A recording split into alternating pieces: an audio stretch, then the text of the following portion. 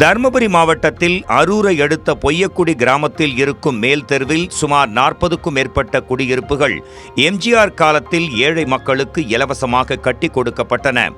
இவர்கள் தினசரி கூலி வேலைக்கு சென்று தங்களுடைய பிழைப்பை நடத்தி வருகின்றனர். அன்றாட வாழ்க்கைக்கு தங்களின் தினக்கூலியை வைத்து பிழைப்பை நடத்தி வரும் இவர்களுக்கு சேமித்து வைப்பதற்கு ஏதுவான சூழல் ஏதுமில்லை. ஒரே வீட்டில் 2 குடும்பத்தினர் தங்கி வரும் நிலையும் இருக்கிறது.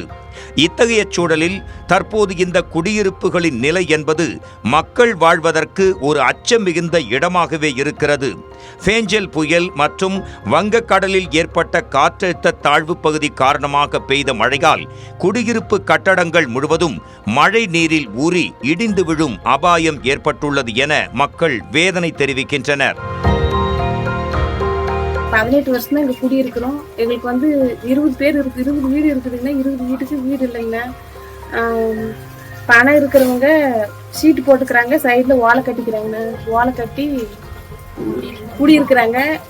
அந்த வீட்டை நம்பி ஸ்கூலுக்கு போயிட்டு வராங்க பசங்க. எழுதுறதுக்கு படுக்கிறதுக்கு உக்காந்து ஒரு 5 நிமிஷம் உக்காந்தாங்க இதுன்றதுக்கு கூட எந்த ஒரு வசதி இல்லைங்க.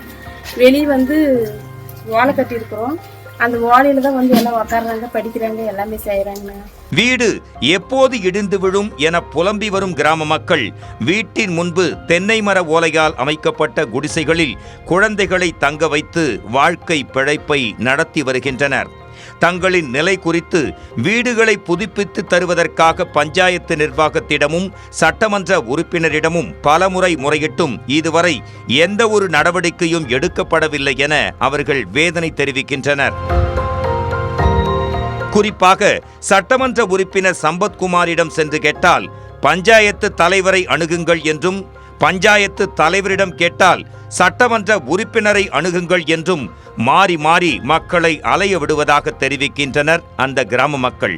எனவே ஏழை எளிய மக்களின் வாழ்வாதாரத்தை கருத்தில் கொண்டு குழந்தைகள், பெண் பிள்ளைகளின் நலனுக்காக குடியிருப்பு கட்டடங்களை மாற்றியமைக்க மாவட்ட நிர்வாகம் நடவடிக்கை எடுக்குமா?